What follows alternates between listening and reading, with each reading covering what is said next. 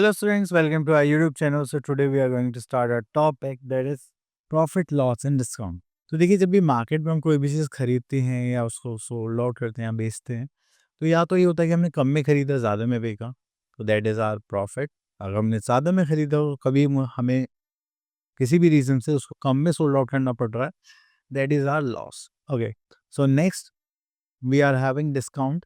तो डिस्काउंट में हम क्या करते हैं कि जब भी हमारे पास कुछ प्राइस होता है तो उस लिस्टेड प्राइस पे हमें क्या करना पड़ता है, डिस्काउंट देना पड़ता है। आपने शॉप पर जाते होंगे, आपने अगर 3000 की कोई भी ड्रेस देखी तो उसमें डिस्काउंट मिलने का आपको 2000 की मिल जाती है। तो वो क्या होता है हमारा डिस्काउंट। ओके, तो चलिए इनकी कैलकुलेशन की वर्किंग कैसे होती है वो देखते हैं। So now here we are having some basic terms. The first one is cost price. तो कॉस्ट प्राइस वो प्राइस होता है जिसमें कोई भी चीज़ खरीदते हैं, ठीक है। जैसे लाइक शॉपकीपर कोई भी चीज़ खरीदता है, that is our cost price.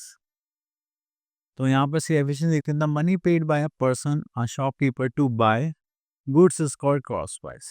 Okay, then उसका परचेज प्राइस क्या होता है, कॉस्ट प्राइस होता है। लेकिन अगर हम किसी भी आर्टिकल को सेल करते हैं, ठीक है, at that is our selling price. अब इन दोनों के बीच में या तो प्रॉफिट होता है लॉस होता है। प्रॉफिट कब होगा, when selling price is greater than cost price, that is profit equals to SP minus CP. Okay, then आता है हमारे पास loss. When the cost price is greater than selling price, here we are having loss equals to CP minus SP. Okay. Next here we are having profit percent. If we have to find out the profit percent, then we have to use the formula profit upon CP into 100. For loss percent, we are having loss upon CP into 100. Okay, ये कब है जब आपको profit या loss given होगा तब. Okay. Next we are having find SP when CP and gain and loss percent. If we have to find out the selling price और आपको प्रॉफिट परसेंट या लॉस परसेंट गिवन है with cost price, तो formula क्या होगा। अगर आपको profit percent given है that is 100 plus profit percent upon 100 into CP. Then selling price कब, जब आपको लॉस परसेंट गिवन है 100 minus loss percent upon 100 into cost price. अब अगर हम इसका रिवर्स कर दें, इस बार हमें क्या निकालना है, कॉस्ट प्राइस और सेलिंग प्राइस गिवन है और प्रॉफिट एंड लॉस गिवन है, तो ये फॉर्मूला थोड़ा रिवर्स हो जाता है। 100 upon 100 plus gain percent into selling price. Then अगर लॉस परसेंट गिवन है तो 100 upon 100 minus loss percent into selling price. Okay, then उसके बाद आता है आपके पास ओवरहेड एक्सपेंसेस। ओवरहेड एक्सपेंसेस का मतलब है जब भी आप कोई गुड्स खरीदते, ऐसे तो है नहीं आपने गुड्स खरीदे और डायरेक्ट आपके गोडाउन में आ गए, आपकी शॉप में आ गए, आपको कुछ ट्रांसपोर्टेशन के लिए भी चाहिए होता है, कुछ लेबर चाहिए होती है, तो ये जैसे एक्स्ट्रा चार्जेस होते हैं जो गुड्स को एक जगह से दूसरी जगह पर लाने में लगते हैं या गवर्नमेंट को हमें टैक्स देना पड़ता है, वो होते हैं हमारे ओवरहेड एक्सपेंसेस। ओके, तो आप यहाँ पर देखेंगे तो सबसे पहले आता है आपके पास transportation, cartage, labor charges, taxes are called overhead expenses. These are also included in the cost price. तो जो भी आप अपने गुड्स की कॉस्ट मानेंगे तो उसमें आपको ये कंसिडर करने पड़ेंगे। Okay, so now we are having some examples. Okay, now we are having our exercise that is 9.1 and यहाँ पे देखते हैं क्वेश्चंस। चलिए मैं आपसे ले लेते हैं question number 4।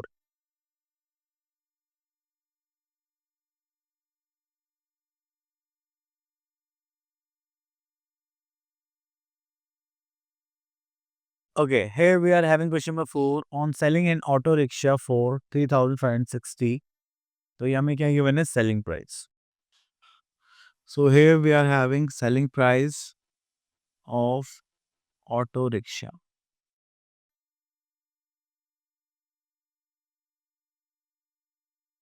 Okay, this is rupees 3,560.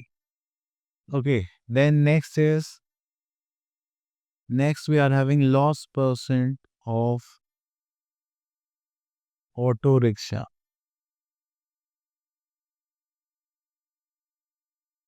Okay, here we are having 12%.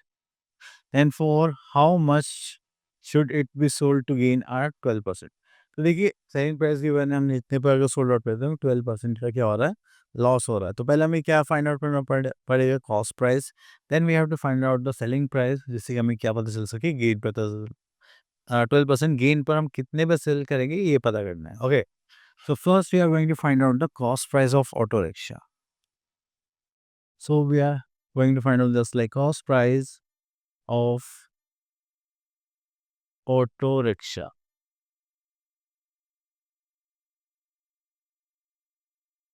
So here we are having the formula is selling price into 100 upon 100 minus loss percent. Selling price is 3560 into 100 upon 100 minus 12. यही था ना? हाँ.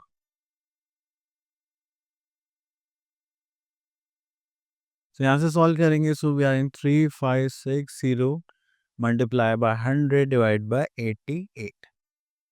Okay, so 11 से कर सकते हैं कि यहाँ पर. चलिए इसको सॉल्व करते हैं. तो ये आ जाएगा हमारे पास 4 से करेंगे तो दैट इज 22. 4 से करेंगे तो यहाँ पर जाएगा 25. 2 से करेंगे तो 11. 2 से करेंगे तो यहाँ पर आ जाएगा 1. 2 1 the 2, 7 2 the 14 and 8 2 the 16 and 0. सो अब हमें यहाँ पे 11 से डिवाइड करना है. 11 1 से 11, तो 11 से तो नहीं हो पाएगा.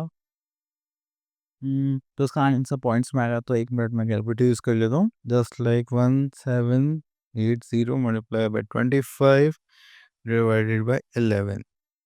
सो we are having 4045 round off. तो कभी कभी होता है कि हमारे पास टफ कैलकुलेशंस आ जाते हैं. तो चलिए आगे हमारी कॉस्ट प्राइस. ठीक है. चलिए अब हमें क्या करना है, सेलिंग प्राइस निकालना है. अगर हम इसको 12% गेन पर बेचना चाहते हैं तो. So first we are going to write the statement. हमारी कॉस्ट पर आगे. Now we have to find out selling price of auto rickshaw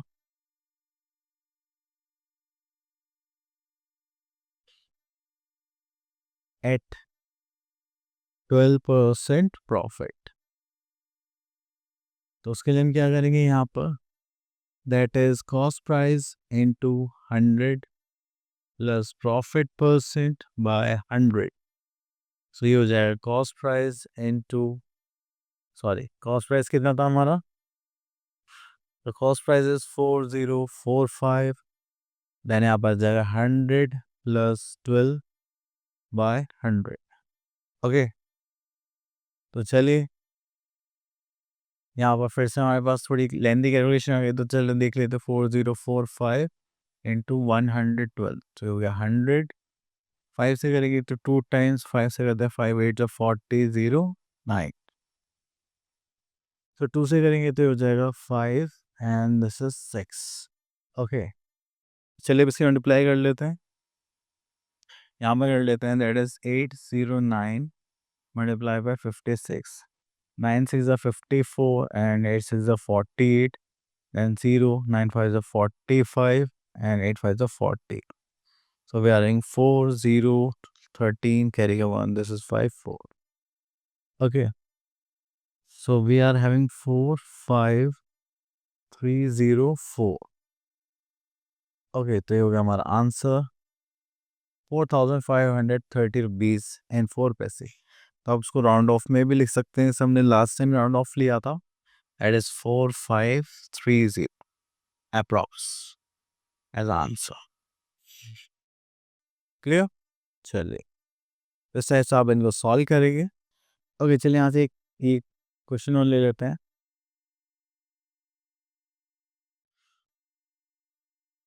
सो देखिए यहाँ पे जो क्वेश्चन थोड़ा ट्रिकी बने. तो देख लीजिए. The cost price of 12 pencil is equals to the selling price of 16 articles.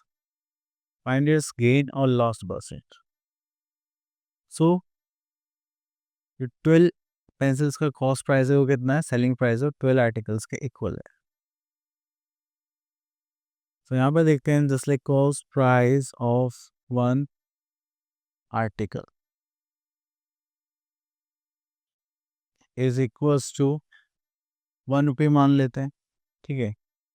Then cost price of 12 articles equals to कितना हो जाएगा, ₹12.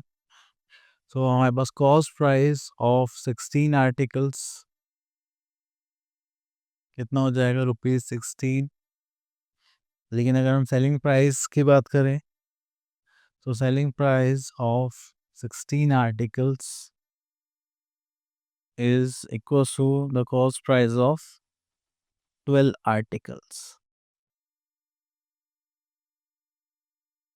ओके, तो यहाँ पर देखते हैं सेलिंग प्राइस 16 आर्टिकल्स कितना हो जाएगा आपके पास, ₹12। तो देखिए यहाँ पे तो लॉस हो रहा है क्योंकि यहाँ पे कॉस्ट प्राइस कम है और सेलिंग प्राइस ज़्यादा है।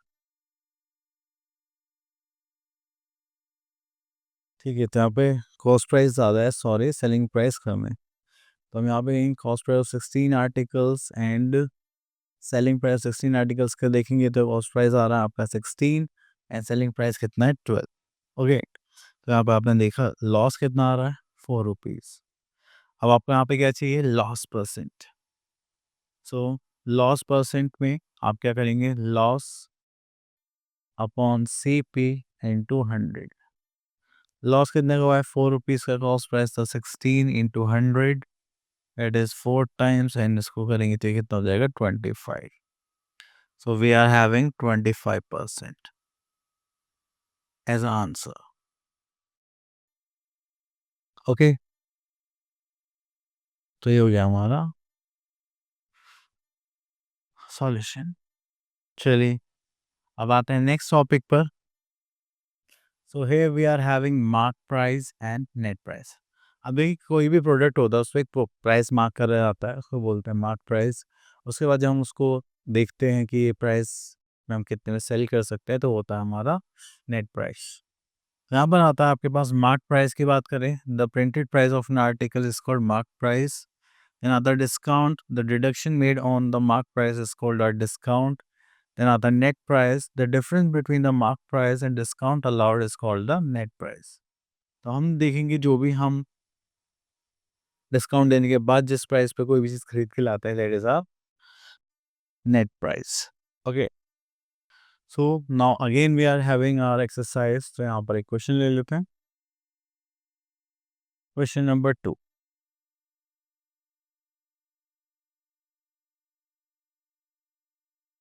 So calculate the percent discount of an article marked with 1700 but sold for 630 due to festival discount. Okay, so we are having the mark price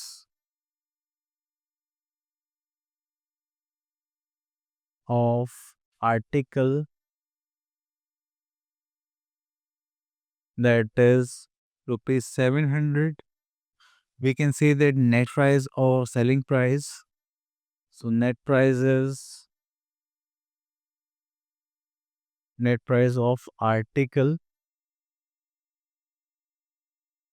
is that is ₹630. Now we have to find out the discount allowed on article. So that is ₹700 minus 630. We are having ₹70. Okay, then we are having calculate the per discount percent. Okay, chale. Now we have to find out the discount percent. For discount percent, we have to use the formula that is discount upon mark price into 100. So we are having discount is 70, mark price is 700 into 100. So यहाँ पर देखेंगे तो this is 70, यहाँ 7 से 7 cancel out, 0 से 0 cancel out. So we are having 10% as an answer. Clear? So this is our discount percent जो हमें find out करना था। ओके, चलिए यहाँ से एक क्वेश्चन और ले लेते हैं जिसमें हमें प्रॉफिट डिस्काउंट ये सब गिवन है combine. So here we are having a shopkeeper also discount of 10% on his goods and still make a profit of 20%. Find the cost price of the article or item whose mark price is this. So अब देखिए mark price हो गया कि जितने में हम बेच रहे हैं, कॉस्ट प्राइस जितने में हमें वो पड़ा है, ठीक है, एंड एक होता है सेलिंग प्राइस जितने में हम सोल्ड आउट करेंगे। इन तीनों का यहाँ पे कॉम्बिनेशन आ गया है। So we are having mark price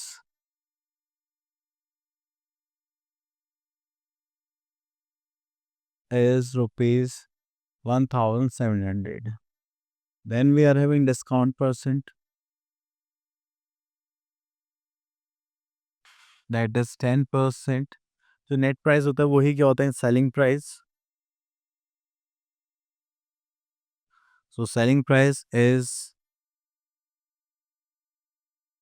1700 into 100 minus discount percent upon 100. तो ये हो जाएगा हमारे पास 1700 into 90 अपॉन 100. तो 0 से 2 0 cancel out. So 9 7 9 is 63. This is 6. 9 1 is 9 on 6 15. So 1530 is our selling price. Now we have to find out the cost price. अब देखिए cost price निकालने के लिए हमें प्रॉफिट परसेंट पता होना चाहिए, that is 20%. So we have to find out the cost price of article. We are going to use the formula that is selling price into 100 upon 100 plus 20%. Okay, so here we are having that is 1530 into 100 upon 120. 0 से 0 cancel out. 3 से कर सकते हैं क्या 4 times. 3 5 is 15, 3 1 is 3. यहाँ से इसको 25 times कर देते हैं. तो ये हो गया हमारा 15 into 21. चलिए 51 into 25. 5 1 is 5, 5 5 is 25. 2 1 is 2, 5 2 is 10. This is 5 7 2 1. तो कितना हो गया बस 1 2 7 5. Okay, so this is our answer. So this is our cost price. तो हमसे यही पूछा गया था जो हमने यहाँ पर लिख दिया है. ओके,